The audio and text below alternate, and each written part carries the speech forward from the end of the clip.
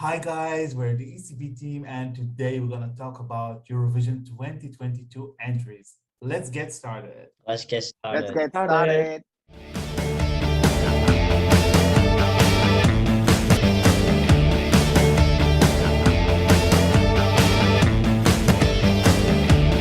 So this time it will be all about Moldova, the country probably the most surprising selection process, I would call it, right? It started as a promise that we'll have a national selection with probably televised show, and then 1 day or 2 days before we realized that the auditions, the traditional auditions, will be the selection itself, probably due to the COVID situation in the country and I guess some financial issues and who knows why. Anyway, so there we will get the song Who Wants to Help Me? Probably Trenulețul, I hope I'm pronouncing it well, from the group Zdub, Zdub and Frații Advahov.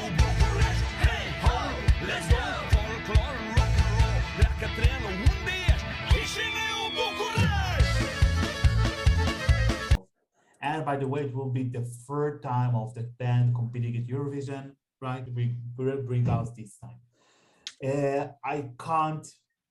I can't choose anyone else rather than Karin. So please, Karin, give us your. Oh, we started with the bang.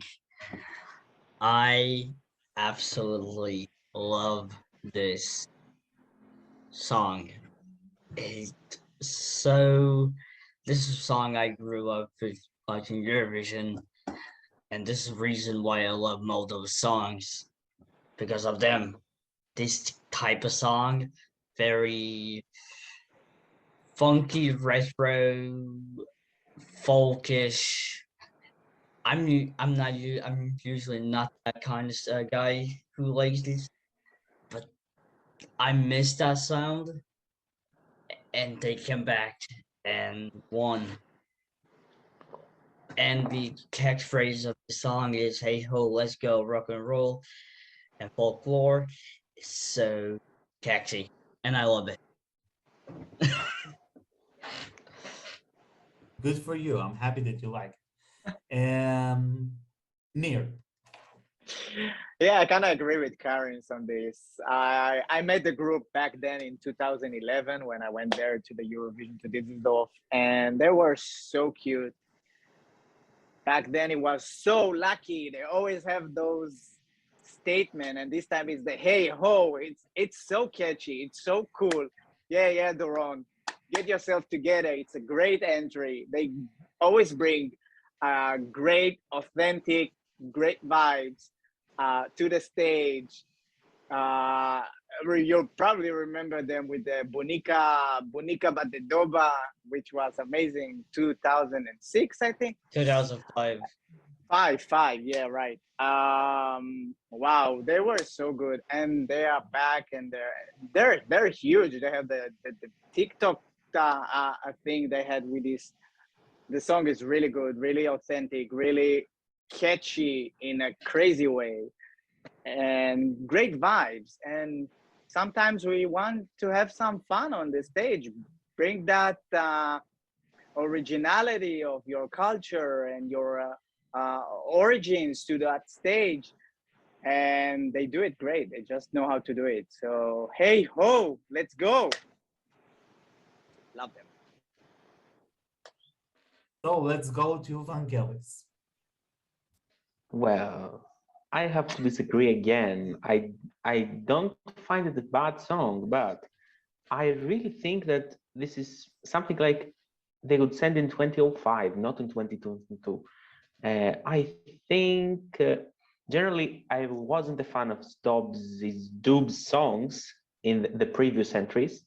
Actually, 2011 was my last place, I think. But I think this is much better, but still not something I could definitely add to my playlist or to something like I would really enjoy. But still, it's not a bad song. It's good. It has some nice elements. It's kind of a guilt. It could be kind of a guilty pleasure, but not among my type. Not my taste. Uh, but it's not bad. I can recognize it's funny. It's funky. Yeah. Okay. It's just May. Okay. What can I say about Moldova's entry?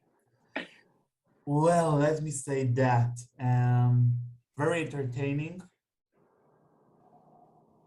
very basic, a lot of ethnic vibes. Yeah, I would call it the most. Yeah, I see that Karen's enjoying my reaction.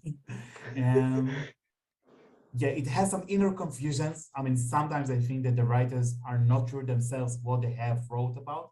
Yeah, of course, I know the story behind about the train between Kishinev and Bucharest. Anyway, let me say that, guys, I wouldn't like to take this drive. I don't know. It looks so forced for me. Like, okay, we have the instrumentals, we have the right way to create something ethnic, and then let's just combine everything together to make it a 3 minutes long music part. Okay, song. I don't know. I just don't get it. I'm sorry. I really like Moldova in general, but this entry is na for me.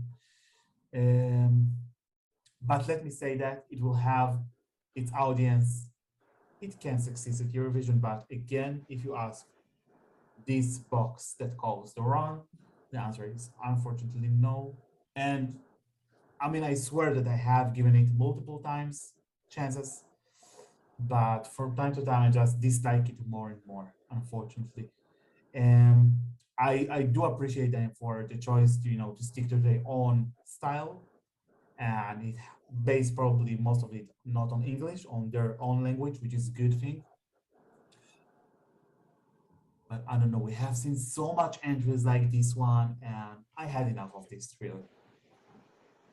That's actually the part that I like the most, because we always said about the Moldovan national selection that we get like all those disqualified Melody Festival and entries, right? At the bottom of the line, like such a terrible pop songs.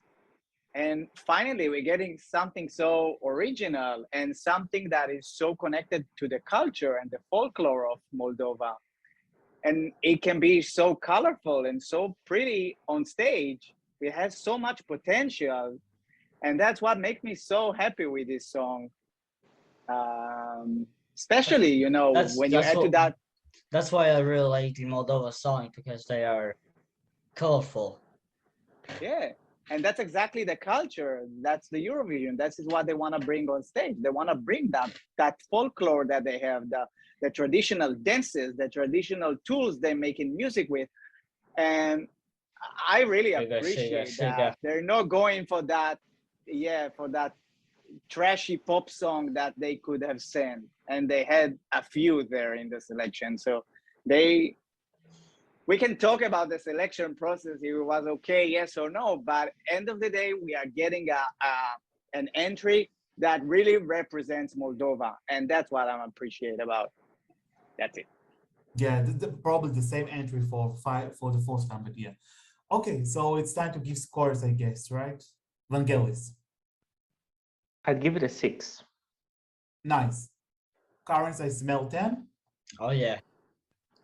Whoa. 10. Yeah. Okay. Near. It's an 8 for me. It's a 2 for me. Yeah. Yeah. And the reason I stopped it was like really not to be too rude, but I know it's a big no-no for me. And Moldova, will Moldova qualify?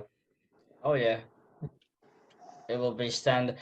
I won't be surprised if they're gonna open the show. Open the show, I think the same as closing that half, probably. Yeah, probably.